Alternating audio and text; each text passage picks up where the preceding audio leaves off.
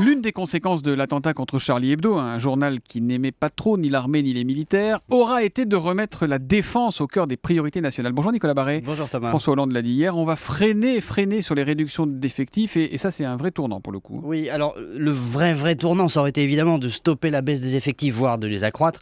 On n'en est quand même pas là. Mais il faut savoir que sur 10 ans, sur une période 2008-2018, c'est ce que dit la loi de programmation militaire, eh bien on aura réduit nos effectifs de défense de 80 000 militaires.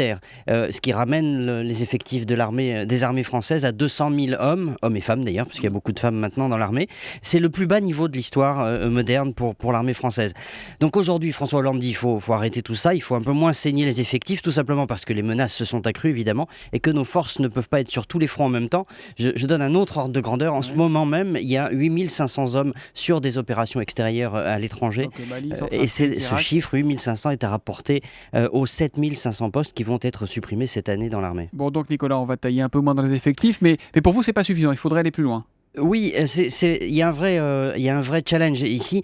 L'État, si vous voulez, faut imaginer quelque chose comme ça. L'État français est double. Vous avez un côté l'État régalien et puis de l'autre côté l'État-providence. Et les deux se font un peu la guerre depuis une trentaine d'années, avec une ligne de front qui avance au profit de l'État-providence et au détriment de l'État régalien. L'État-providence grossit et puis le reste, l'État régalien s'appauvrit. Les événements du 7 janvier sont en train de faire prendre conscience qu'il faut une dépense publique plus tournée vers ce régalien et moins vers la redistribution. Il faut inverser le cours des choses et dans cette mesure, mais ce qui est en train de se passer dans la défense, c'est certes encore limité, mais c'est peut-être le début d'un changement. Une prise de conscience peut-être qui pourrait être beaucoup plus large.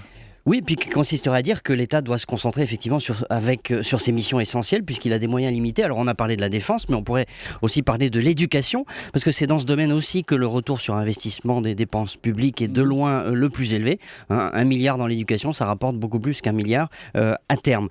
Mais donc on voit bien que en la matière, il faut un peu changer les choses, mais pour que l'État se concentre sur ses missions de base, c'est-à-dire donc la défense, l'éducation, police, justice, diplomatie, eh bien il faut qu'il élague sérieusement ailleurs. Il faut que la ligne de front se déplace dans l'autre sens en faveur de l'État régalien, au détriment de l'État-providence.